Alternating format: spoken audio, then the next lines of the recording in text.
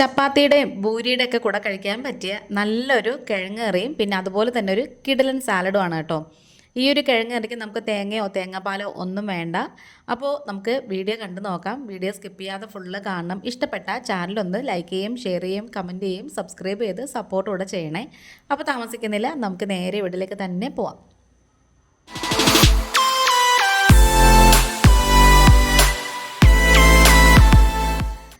ഇതിന് വേണ്ടിയിട്ട് 3 വലിയ ഉരുളക്കിഴങ്ങും 3 വലിയ സവോള എടുത്തിട്ടുണ്ട്. പിന്നെ 4 പച്ചമുളക് എടുത്തിട്ടുണ്ട്. അത് പഴുത്തതും പച്ചയും കൂടെ ചേർത്തിട്ടാണ്. 1 ഇഞ്ച് നീളത്തിലുള്ള ഇഞ്ചി ചെറുതായിട്ട് കൊത്തിയരിഞ്ഞ് വെച്ചിട്ടുണ്ട്.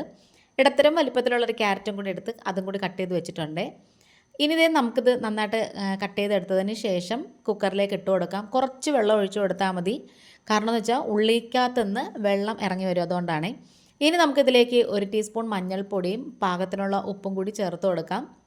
ഇനി ഇത് ചെറുതായിട്ട് ഒന്ന് മിക്സ് ചെയ്ത് കൊടുക്കണം. നന്നായിട്ട് ഇങ്ങനെ ഒന്ന് ഇളക്കി യോജിപ്പിച്ചെടുക്കണം. പൊടികളും ഉപ്പും ഒക്കെ എല്ലാ സ്ഥലത്തും കറക്റ്റായിട്ട് ചേർന്ന് വരത്തക്ക രീതിയിൽ വേണ്ടിയിട്ട് നമുക്കിങ്ങനെ ചെറുതായിട്ട് ഇങ്ങനെ ഒന്ന് മിക്സ് ചെയ്ത് യോജിപ്പിച്ചെടുക്കണം. എന്നിട്ട് നമുക്കിതൊന്ന് അടച്ച് വെച്ചിട്ട് ഒന്ന് വേവിച്ചെടുക്കാം.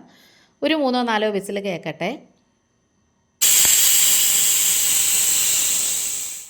ആ സമയം കൊണ്ട് നമുക്ക് സലാഡിനുള്ള പച്ചക്കറിയൊക്കെ നുറുക്കി വെക്കാം. എല്ലാം ഞാൻ നീളത്തിലാണ് കേട്ടോ കട്ട് ചെയ്തേക്കുന്നത്.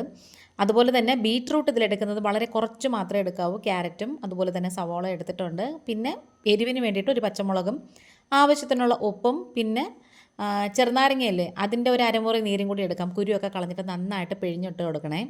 ഇനി ഇതേ നമുക്കിതിലേക്ക് കുറച്ച് മല്ലിയിലയും കൂടി ചേർത്ത് അതൊന്ന് ചെറുതായിട്ട് നുറുക്കിയിട്ട് കൊടുക്കാം. പിന്നെ ഈ ഒരു സലാഡിന് കുക്കുംബറോ അതുപോലെ തന്നെ തക്കാളിയോ ഒന്നും വേണ്ട.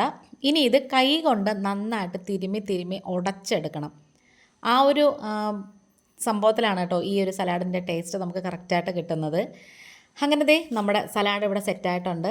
അപ്പോഴത്തേക്കും കുക്കർ ആവിയൊക്കെ പോയി തണുത്തിട്ടുണ്ട്. തുടർന്ന് നോക്കുവാണേ നന്നായിട്ട് ഇങ്ങനെ വെന്ത് വന്നിട്ടുണ്ട് കേട്ടോ. പെട്ടെന്ന് റെഡിയാക്കാൻ പറ്റുന്നൊരു കറിയാണ്. ഈ ഒരു കറിക്ക് തേങ്ങാപ്പാലും തേങ്ങ തിരുമുന്നതും അങ്ങനത്തെ പരിപാടി ഒന്നും ഇല്ലാത്തതുകൊണ്ട് തന്നെ എന്ന് വെച്ചിട്ട് ടേസ്റ്റിന് ഒരു രുചിക്കുറവൊന്നുമില്ല. നല്ല ടേസ്റ്റാണ് കേട്ടോ. ഇനി ഇത് നമുക്ക് നന്നായിട്ട് ഇങ്ങനെ ഒന്ന് യോജിപ്പിച്ചെടുക്കാം. ഇതിലേക്ക് 1/2 ടീസ്പൂണ് ഗരം മസാല പൊടിയും കൂടി ചേർത്ത് കൊടുക്കാം. കുറച്ച് ഗരം മസാല മതി, ഒരുപാടൊന്നും വേണ്ട. അതും കൂടി ചേർത്തിട്ട് നന്നായിട്ട് ഇങ്ങനെ മിക്സ് ചെയ്ത് യോജിപ്പിച്ചെടുത്തിട്ട് അതങ്ങ് മാറ്റി വെച്ചേക്കാം. ഇനി ഒരു കൈച്ചട്ടി വെച്ച് കൊടുത്തിട്ട് അതിലേക്ക് നമുക്ക് വെളിച്ചെണ്ണ ഒഴിച്ചു കൊടുക്കാം. ഏകദേശം ഒരു 3/4 ടേബിൾ സ്പൂൺ മുതൽ 1 ടേബിൾ സ്പൂൺ വരെ വെളിച്ചെണ്ണ ഒഴിച്ചു കൊടുത്തിട്ട് അതിലേക്ക് 1/2 ടീസ്പൂൺ കടുക് ഇട്ട് കൊടുക്കാം. എന്നിട്ട് നമുക്ക് 1-2 വറ്റൽമുളക് ഇങ്ങനെ മുറിച്ചിട്ട് കൊടുക്കാം.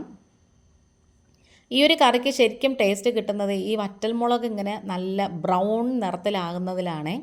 എന്നിട്ട് പെട്ടെന്ന് തന്നെ നമുക്ക് കറിവേപ്പിലയും കൂടി ഇട്ട് കൊടുത്തിട്ട് കിഴങ്ങറിയിലേക്ക് താളിച്ച് ഇതിൻ്റെ മുകളിലേക്ക് അങ്ങ് ഇട്ട് കൊടുക്കാമേ. അങ്ങനെ നമ്മുടെ സാലഡ് ഇവിടെ റെഡി ആയിട്ടുണ്ട്. അതുപോലെ തന്നെ കിടിലം ടേസ്റ്റിലുള്ളൊരു കിഴങ്ങറിയും കൂടി റെഡി ആയിട്ടുണ്ട്. പെട്ടെന്ന് റെഡിയാക്കാം. ആ ഒരു ടേസ്റ്റുള്ളൊരു കിഴങ്ങറിയാണ്. അങ്ങനത്തെ നമ്മുടെ വീഡിയോയും ഏകദേശം വൈൻഡപ്പ് ചെയ്യാറായിട്ട് വരുന്നുണ്ട്. ഇന്നിപ്പോൾ ഇത്രയേ ഉള്ളൂ. വേറൊരു വീഡിയോ ആയിട്ട് വേഗം വരാം. Thanks for watching.